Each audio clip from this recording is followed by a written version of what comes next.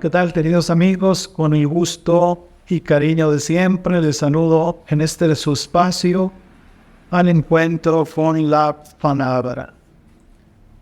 Continuamos meditando el libro de los Hechos de los Apóstoles.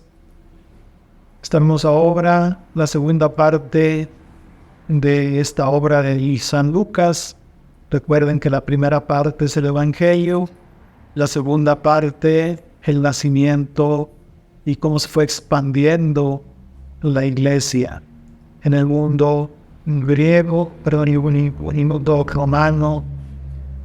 Y pues vamos a continuar entresacando algunos textos que de alguna forma nos ayudan a ir profundizando en la labor evangelizadora de la iglesia.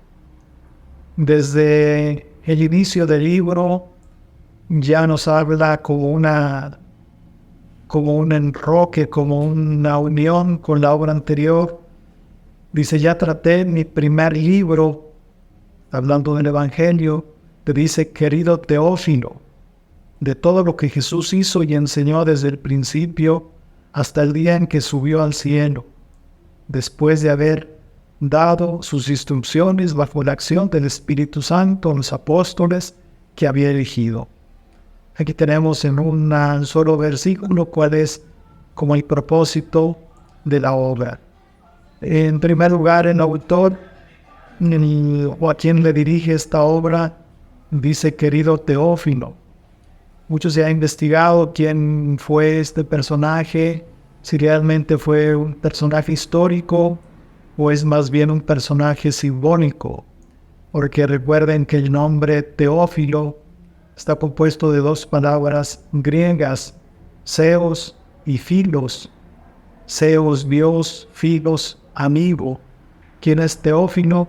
Es el amigo de Dios. Más bien nos inclinamos, pues, que es un personaje simbólico donde cabemos todos los que queramos ser amigos de Dios. Está pues dirigido a él, a todos los teófilos, a todos los amados lectores amigos de Dios. Y después, desde el momento en que Jesús subió al cielo, dar las instrucciones, lo que tienen que hacer los discípulos, pero siempre bajo la acción del Espíritu Santo. Voy a dejar el relato de Pentecostés para más adelante, precisamente cuando termine la Pascua, en el domingo de Pentecostés. Ahí profundizaremos sobre este texto. Lo reservo pues para ese día. Pero vamos a continuar viendo cómo la acción del Espíritu Santo se manifiesta en los personajes, principalmente en esta primera parte del Evangelio, en esta parte de los Hechos de los Apóstoles, que va del capítulo 1 al versículo 12. Recuerden, el protagonista es Pedro. Y quiero tomar este primer discurso de Pedro, que lo escuchemos como después de Pentecostés, después de ver unos discípulos encerrados en 4 paredes imaginarias, 4 paredes del miedo, ahora se rompen las paredes y los apóstoles salen a predicar.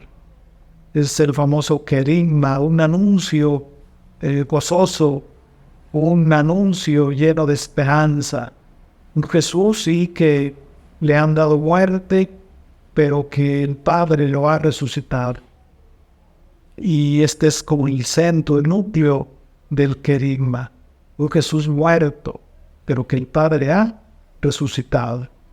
Entonces les comparto este primer discurso de Pedro una vez que se ha realizado Pentecostés. Estamos en el capítulo 2, versículo 14 hasta el final del capítulo 2. Entonces Pedro, poniéndose de pie junto con los 11, levantó la voz y declaró solemnemente: judíos y habitantes todos de Jerusalén, fíjense bien lo que pasa y atiendan a mis palabras. Estos no están borrachos como ustedes piensan, pues son las 9 de la mañana. Lo que ocurre es que se ha cumplido lo que dijo el profeta Joel. En los últimos días, dice Dios, derramaré mi espíritu sobre todo hombre, y profetizarán sus hijos y sus hijas. Sus jóvenes tendrán visiones y sus ancianos sueños. Sobre mis siervos y mis siervas derramaré mi espíritu en aquellos días, y profetizarán. Y haré prodigios arriba en el cielo y señales abajo en la tierra, sangre y fuego y torbellinos de humo. El sol se convertirá en tinieblas y la luna en sangre, antes de que llegue el día del Señor grande y glorioso. Y todo el que invoque el nombre del Señor se salvará. Israelitas, escuchen. Jesús de Nazaret fue el hombre a quien Dios acreditó ante ustedes con los milagros, prodigios y señales que realizó por medio de él entre ustedes, como bien lo saben. Dios lo entregó conforme al plan que tenía previsto y determinado, y ustedes, valiéndose de los impíos, lo crucificaron y lo mataron. Dios, sin embargo, lo resucitó, rompiendo las ataduras de la muerte, pues era imposible que ésta lo retuviera en su poder, ya que el mismo David dice de él: tengo siempre presente al Señor porque está a mi derecha, para que yo lo dude. Por eso se goza mi corazón, se alegra mi lengua y todo mi ser descansa confiado, porque no me entregarás al abismo, ni permitirás que tu fiel experimente la corrupción. Me enseñaste los caminos de la vida y me saciarás de alegría en tu presencia. Hermanos, permítanme decirles con franqueza que el patriarca David murió y fue sepultado, y su sepulcro aún se conserva entre nosotros. Pero como era profeta y sabía que Dios le había jurado solemnemente sentar en su trono a un descendiente suyo, vio anticipadamente la resurrección de Cristo, y dijo que no sería entregado al abismo, ni su cuerpo experimentaría la corrupción. A este Jesús Dios lo resucitó, y de ello somos testigos todos nosotros. El poder de Dios lo ha exaltado, y él, habiendo recibido del Padre el Espíritu Santo prometido, lo ha derramado, como ahora lo están viendo y oyendo. Sepan pues con plena seguridad todos los israelitas que Dios ha constituido Señor y Mesías a este Jesús a quien ustedes crucificaron. Estas palabras les llegaron hasta el fondo del corazón y le preguntaron a Pedro y a los demás apóstoles: ¿qué tenemos que hacer, hermanos? Pedro les respondió: conviértanse y háganse bautizar cada uno de ustedes en el nombre de Jesucristo, para que queden perdonados sus pecados. Entonces recibirán el don del Espíritu Santo, pues la promesa es para ustedes, para sus hijos, e incluso para todos los extranjeros a quienes llame el Señor nuestro Dios.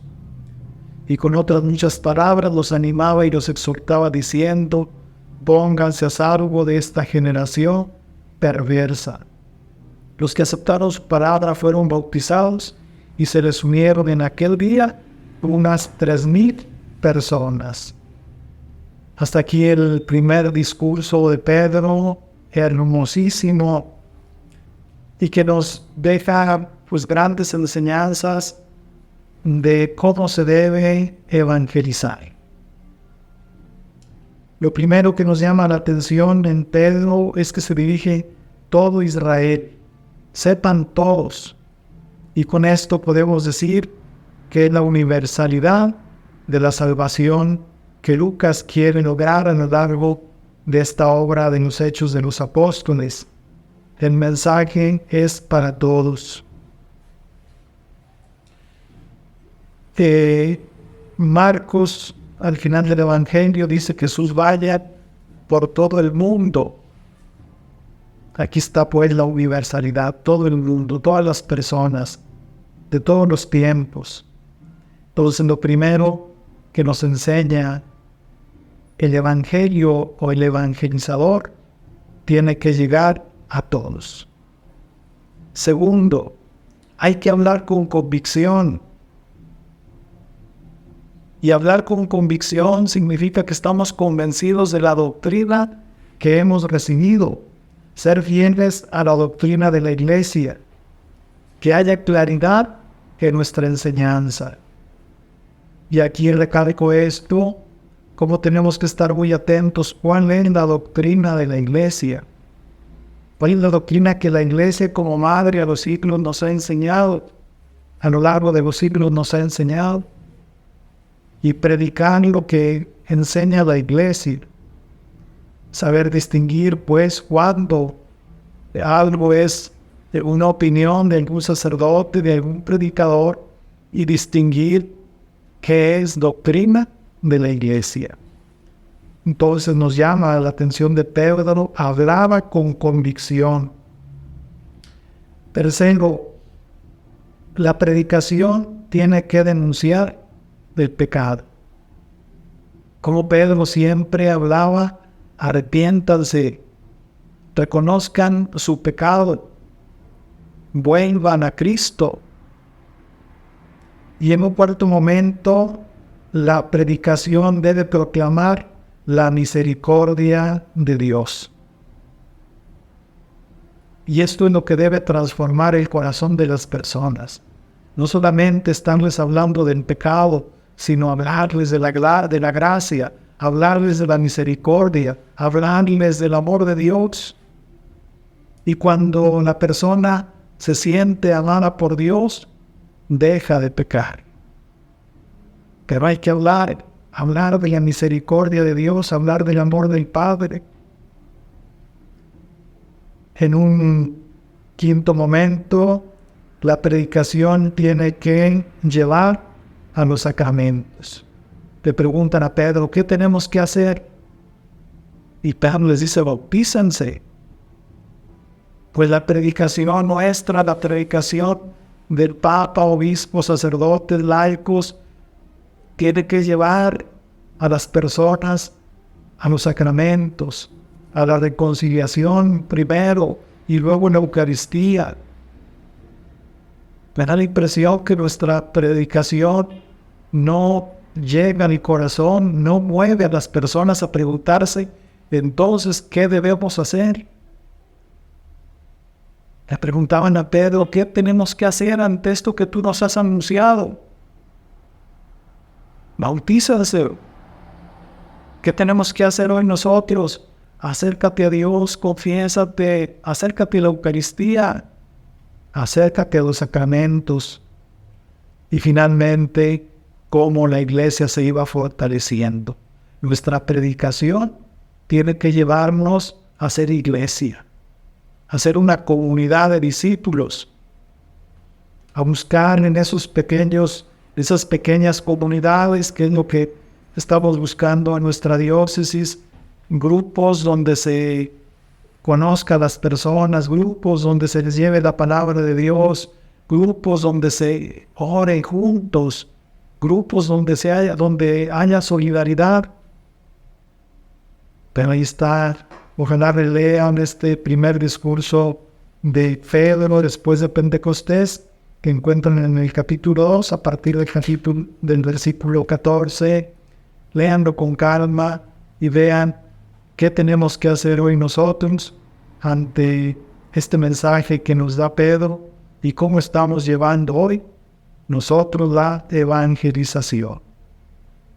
Síganos pues en nuestras redes sociales, página de Facebook y YouTube, en la diócesis de Gómez Palacio, en la cuenta personal de un servidor en Facebook, Furius Carrillo, y la diócesis es en Spotify.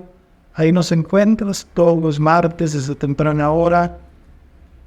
Comparte con tu familia, con tus amigos, con tus conocidos este mensaje, estas reflexiones que no tienen otra intención sino hacer cercana la palabra de Dios, ir todos al encuentro con la palabra. La bendición de Dios Todopoderoso, Padre, Hijo y Espíritu Santo, los cuide y los proteja siempre. Amén.